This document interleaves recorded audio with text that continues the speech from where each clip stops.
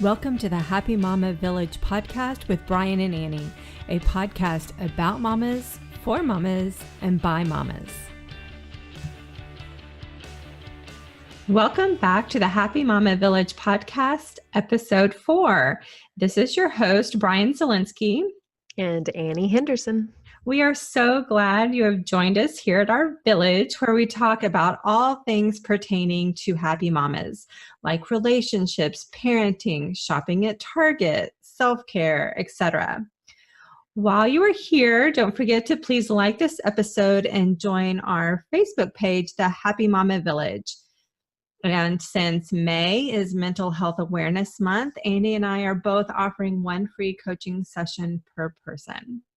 Woohoo! So if you want to claim that free session, or even if you have someone else in mind and want to share this episode with them and have them message us, you can reach out on Facebook to claim your free session.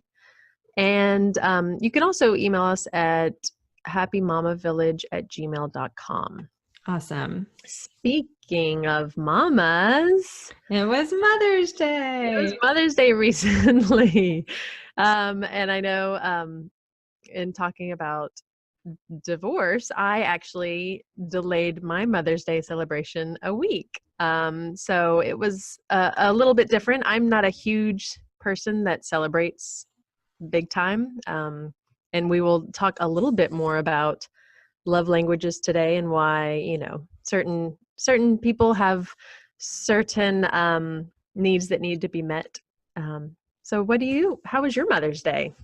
You know, it's so funny you should ask, because I was just thinking, like, holidays are like a big deal to me.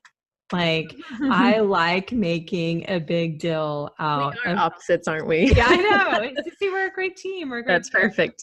So I love the idea of special events, special occasions. Now, obviously Mother's Day, somebody else usually plans that. It's not me. Mm-hmm. But I like the making the memories, and that means a lot to me. Funny that you should ask how mine was, because it was completely non-existent.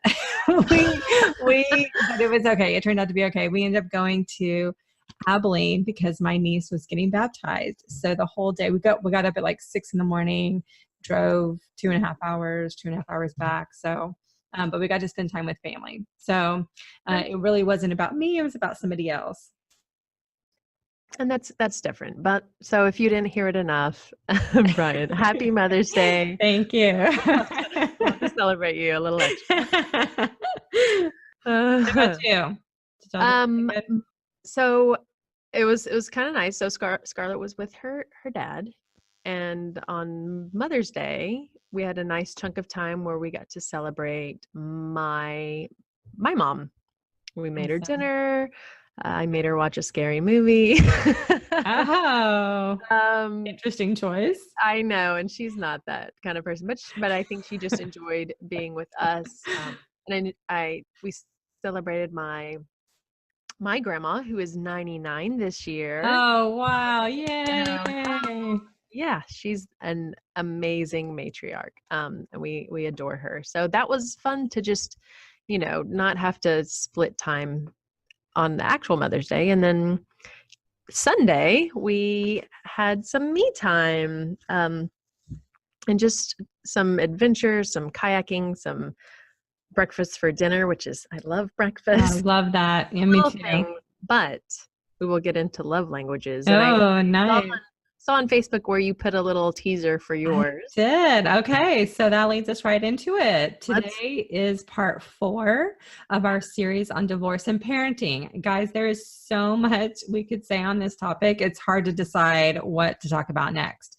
So far, we've covered setting expectations and consistency at mama's house, communication, technology. But today is the one topic I'm probably most excited about. Love languages. Woohoo! Yay.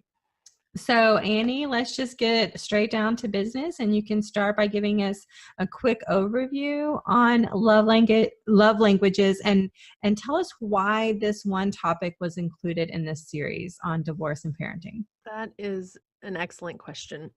So the 5 love languages, I read this book long time ago. It's Dr. Gary Chapman. If you haven't heard of it, you can Google it anytime. There's a book, and the reason I do love the book is because it has so many great stories and examples. And it originally started off with Dr. Chapman studying marriages and hearing kind of a pattern of complaints from partners and spouses about not feeling like they were loved, even though on the other side, the person would be like, of course I love them. Like I'm doing, I'm doing what I know to do. So he researched that and then created the 5 love languages. Now, when talking about families, I recommend this to everyone because, you know, if you're not a book person, you can easily go to this site and they have quick quizzes for, you know, yourself. But they also have a quiz for kids. And if once you really get to know them, you can probably start figuring people out just by thinking about them. But just starting out, there are 5 love languages. The first one is words of affirmation. And that is mine. Okay, good Words to know. Annie, you look wonderful today. Oh, thank you. Actually, you know what? That I am still working on accepting verbal words of affirmation. But, you know, if you want to drop me a review or so it was just Mother's Day. Okay, so you heard it here, folks. If you want Annie to feel loved, you need to give us some reviews and some likes. Just kidding. But yes, like written stuff that I can keep forever. So here's a perfect example. Cards and for Mother's Day or birthdays, any of those, if you pick up a card from the store and it has all this beautiful, you know, writing that someone else thought up and is very sweet, and then you just sign your name, is the most depressing thing. That doesn't count. It will be recycled. I understand there's thought behind it, and gosh, those things cost so much money just for one card, but it is not a keeper. So luckily, I have big time. So I'm going to interrupt you real quick. So yeah. we're big in our family about homemade cards. And partially it's because I'm cheap. No, that's but partially it's because, hey, I want to feel like somebody put some effort into it. And it was because for years in my first marriage, my ex-husband would just give me cards and he wouldn't even sign them. Oh, like it was like Annie, it was like the very minimum. So it's funny that you say that just signing it wasn't enough. Like he didn't even do that. Oh my gosh. Yeah. I'm horrified. I'm so sorry. I will send you, I've got to make up for that. That's terrible. So many great reasons to make a homemade card. For one, for kids, it's great practice in handwriting, spelling, just, you know, empathy, how to write a good letter. Like you said, it's so cost effective. And they're just keepable. They're so, you want to keep those because you can, you know, compare year to year. They put a lot into it. Now, some people, as you know, there's 5 love languages. I remember writing this letter that I was just put my heart into. And I remember at the end of the year, because I'm a teacher, and of course teachers get tons of that, but I saw it in someone's trash and I was like, oh, oh, wow. They're not a love language person, and that's okay. I'm the person that has shoebox, you know, full of letters and mementos and all of that's who I am. So you can probably look around in your family and in your life and friends, and you can kind of get the gist of who is a love language, words of affirmation kind of person. Do you have any off the top of your head that you might kind of identify? Words of affirmation. You know, I took the quiz. That was the teaser that I posted was that I went online and I took the quiz. I want to say it took maybe 5 minutes. It wasn't very long, super easy.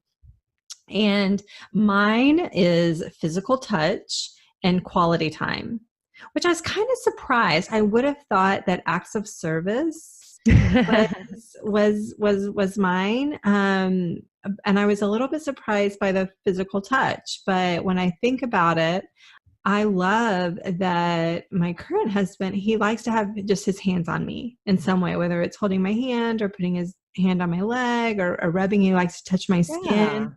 Yep. He would prefer to be touching my skin somewhere than like on top of my clothes. And that it does something for me, much more so even than if he was to say I look pretty. I mean, don't get me wrong. I mean, everybody wants to hear they look pretty, but knowing that he wants to be close to me, knowing that he wants to touch me, knowing that he tries to get close to me to touch me, It means a lot. does fill my bucket. It does. Well, good. Yeah. And usually, if you haven't taken the quiz yet, like she said, it's quick and easy. And as Bryann pointed out, she thought she might be something else. And these two were even more important. So, as I said, you can Google fivelovelanguages.com to take the quiz. If you're familiar with my site, anniemhenderson.com, under my resources, there's a button where you can click to go to the same page. So whatever's easier, go and take that just for you to know. And like I said, you can easily share that with a spouse, have your kids do it. If you're realizing there were some gaps, maybe you want your parents to do it or your siblings. It's just a quick, easy quiz. And they have other quizzes on there too. So definitely check it out. And, Right. so this is what I've kind of realized or what I've heard for years. And I think this is a really common example is men, or at least this is what I've heard. A lot of men, their love language is physical touch, which means they want to receive physical touch. And so when their wives maybe aren't as interested in intimacy, it affects them differently. They do take it personally because that's how they receive love. And so if we can, that's just kind of one example. If we can learn how to love people the way they need to be loved, not the way that's most comfortable for us. Like just because I'm physical touch, that doesn't mean that he is, or that my children are. I have a daughter that used to rub our thumbs, which was a really weird kind of little thing that she did, but she liked rubbing our thumbs. And so she needed that physical touch. Right. And yeah, as you point out, the physical touch can be from holding hands to putting your arm around them in the car or at church or wherever.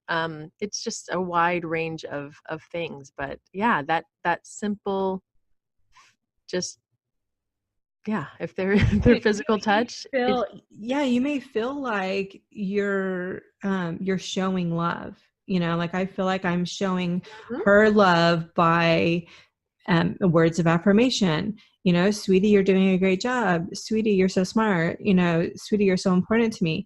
But if that's not how she needs to receive love, if what she needs is somebody that's touching her and, scratching her back and just rubbing her thumb, giving her hugs and kisses, then it's kind of falling on deaf ears, right? Yeah, it is. And it doesn't mean ignore the other 5 love languages or the other 4, but yes, you're right. I, of course, being a words of affirmation, I pour it out all over my daughter, who I think she still likes it, but she'll toss a letter from mom. Does not mean anything, but she's the same as you. Quality time and physical touch. So snuggling on the couch, making sure we talked about, communication and technology before, putting away my phone and not being on it when I'm with her. Quality time is, oh, sorry, I did want to say this. So quality time, this goes back to a story, and I don't believe I've told it already, but when Scarlett was little, I thought playground, stopping off the playground had to be 30 minutes, an hour, like a big ordeal. And one day we were passing by and she said, can we stop at the park and play? And I was like, you know what? We would only have like 5 or 10 minutes. And she was like, okay. And I was like, whoa, really? So I was like, all right, I'm going to set my clock. We'll go play. And then we'll run back as soon as the alarm goes off. And she was like, deal. And we jumped out, ran around for like 5 minutes, ran back, and it was check. That has been done. it was so easy, and it didn't have to be a big event or even on the calendar as a huge time chunk. It was, she needed quality time, and it was easily met. Awesome. So that's a good, that's a good tip I do want to share with parents is little bits of time mean a lot. It doesn't have to be an event. You don't have to spend lots of money and go to Six Flags or on a huge vacation. If they're a quality time kiddo, they need just little chunks. If it's like a weekly thing where you can give them, 30 minutes of undivided time, whether it's walking the dog, doing something together where it's just the two of you. And I know it's a little tougher the bigger the families get, but it is very important to carve out some individual time for you and that kiddo. How does that work with you and your family, Bryann? Sure. And I'm glad that one reason why I'm so glad that we're doing this series is that I've never, even though I read this book many, many years ago, I haven't really been intentional about thinking about love languages, Mm-hmm. and now I'm sitting here thinking about it like, oh, like I really haven't ever considered it for my children. I've thought about it for, my marriages, but Mm-hmm. not in my relationship with my kids. And that's why I think this is so, I'm so excited about it, is because now it's such a great tool. Like I really can start utilizing this. And with more than one kid, you do have to be so intentional about, how you're parenting, because what works with one doesn't always work with the other one. They're so different. And for us, I know some families, kids are very similar. My two girls are they're actually like opposites in so many ways. Like one of them is super shy, won't, talk to strangers, really struggles with that. The other one can talk to anybody and it's fine.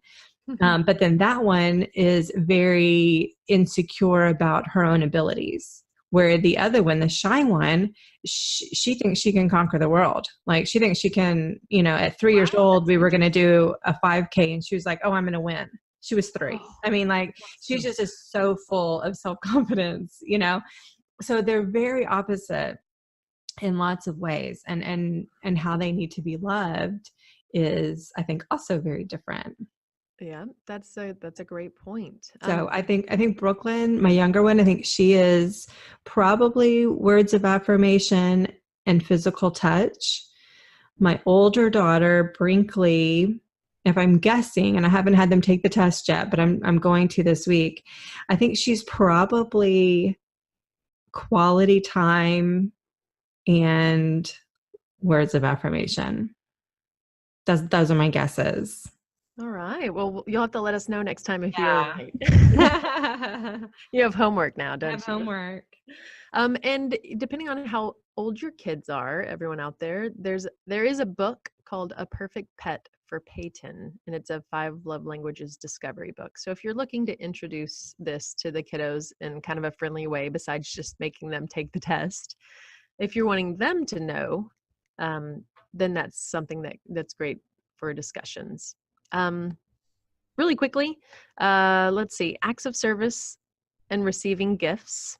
So gifts, I don't know if I've ever found anyone yet that's their first one. I know there's people out there, and I don't think it's just necessarily the material side of getting gifts all the time.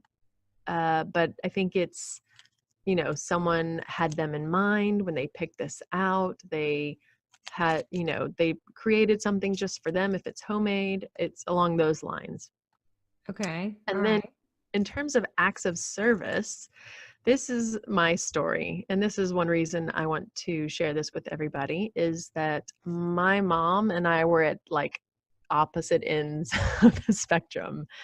And I did not really feel heard or understood growing up, because she was acts of service, which was my bottom of mine. Like in my head, acts of service. So acts of service is, cooking for that person, doing, taking care of things. And in my head, that just has to be done anyway. That Right. Like, As would you want a lollipop for right, making me dinner? Yeah. Okay. but as an adult, I do know better now because I am still not an acts of service person where I'm not a great cook and I don't love to clean. And looking back, we had a very clean home and wonderful meals and all of this stuff that comes natural to her that does not to me. So I can appreciate it more now as an adult. But back then, it just meant nothing. And then my husband was also acts of service. So I was just like, what? But knowing that now, and this is also an important test to retake every once in a while, because as you know, sometimes as relationships go on, different things might shift around. Acts of service might rise to the top after a while, after years and years of marriage or relationships. So my partner, acts of service is becoming more important, probably because I'm not a natural at it.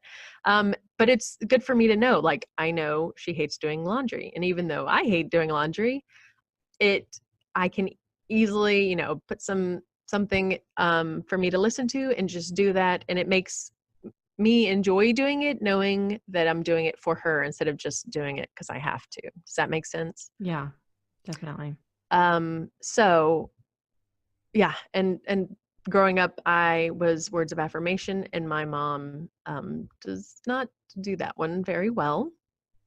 But it makes complete sense now. It's not just, oh, she didn't love me, I don't like what was wrong with my childhood.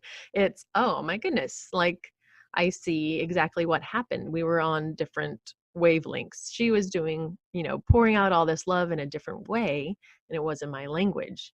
It was Right. foreign to me.